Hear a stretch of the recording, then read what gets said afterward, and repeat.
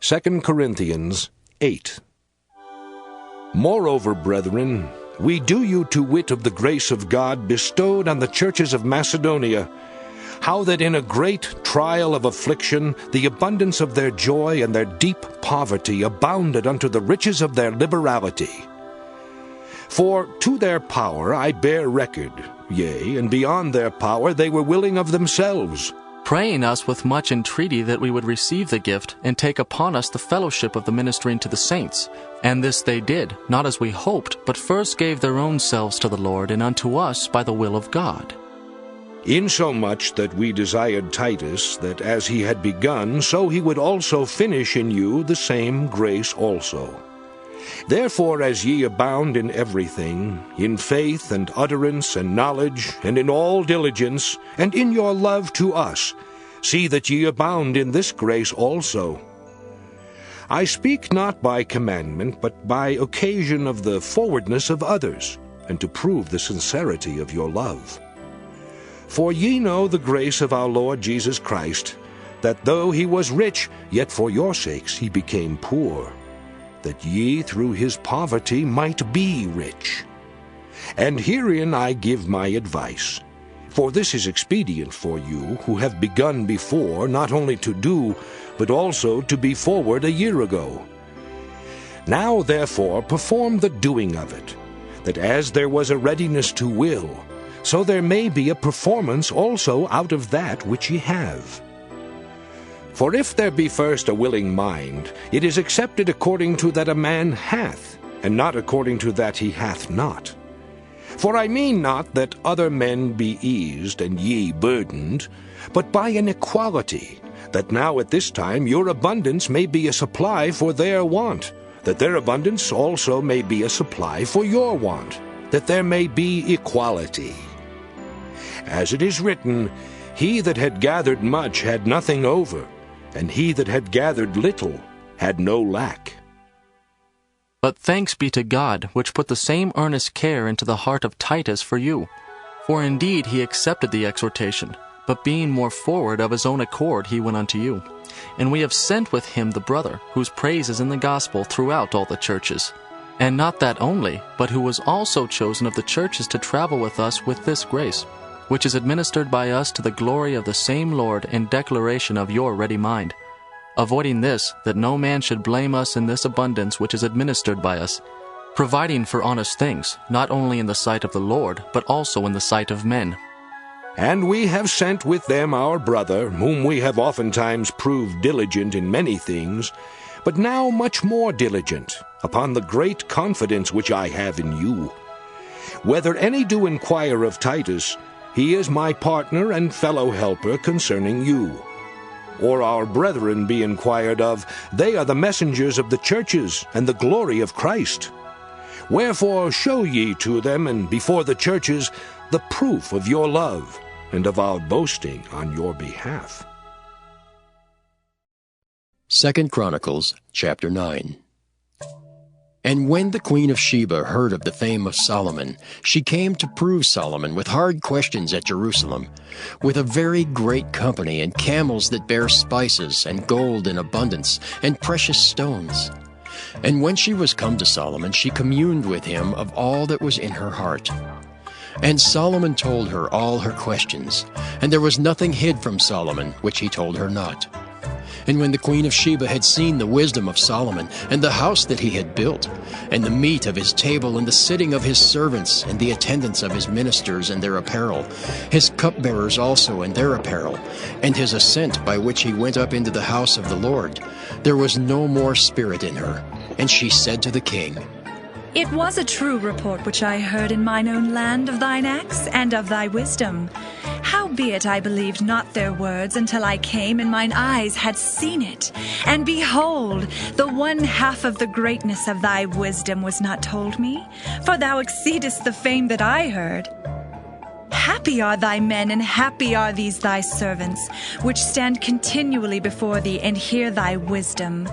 Blessed be the Lord thy God, which delighted in thee to set thee on his throne, to be king for the Lord thy God, because thy God loved Israel to establish them forever. Therefore made he thee king over them, to do judgment and justice. And she gave the king 120 talents of gold, and of spices great abundance, and precious stones.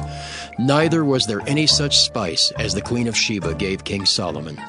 And the servants also of Huram, and the servants of Solomon, which brought gold from Ophir, brought algum trees and precious stones. And the king made of the algum trees terraces to the house of the Lord, and to the king's palace, and harps and psalteries for singers. And there were none such seen before in the land of Judah. And King Solomon gave to the queen of Sheba all her desire, whatsoever she asked, beside that which she had brought unto the king. So she turned and went away to her own land, she and her servants.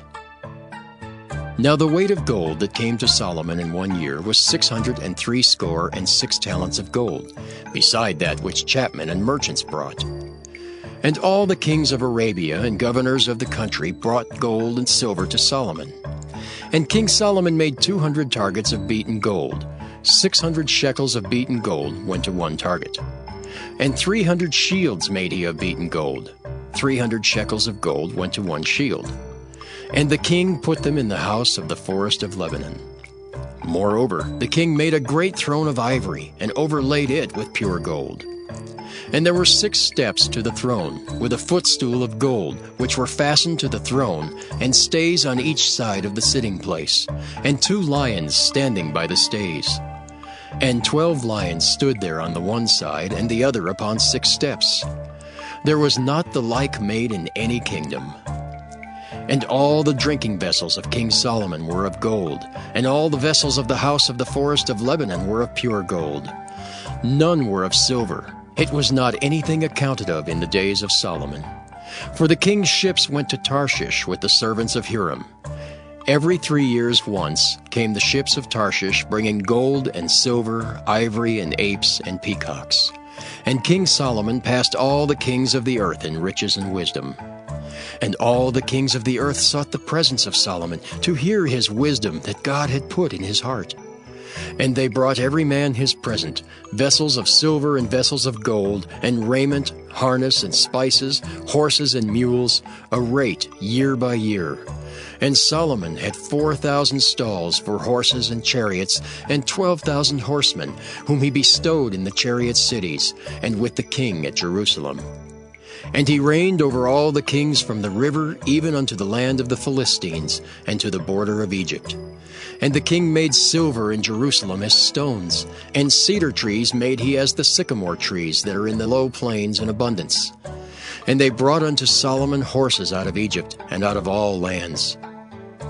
Now the rest of the acts of Solomon, first and last, are they not written in the book of Nathan the prophet, and in the prophecy of Ahijah the Shilonite, and in the visions of Iddo the seer against Jeroboam the son of Nebat? And Solomon reigned in Jerusalem over all Israel 40 years.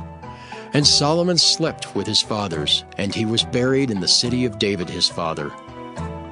And Rehoboam his son reigned in his stead.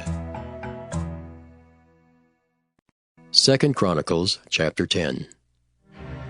And Rehoboam went to Shechem, for to Shechem were all Israel come to make him king. And it came to pass, when Jeroboam the son of Nebat, who was in Egypt, whither he had fled from the presence of Solomon the king, heard it, that Jeroboam returned out of Egypt. And they sent and called him.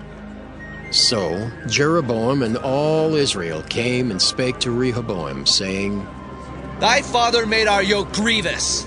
Now therefore ease thou somewhat the grievous servitude of thy father and his heavy yoke that he put upon us, and we will serve thee. And he said unto them, Come again unto me after 3 days.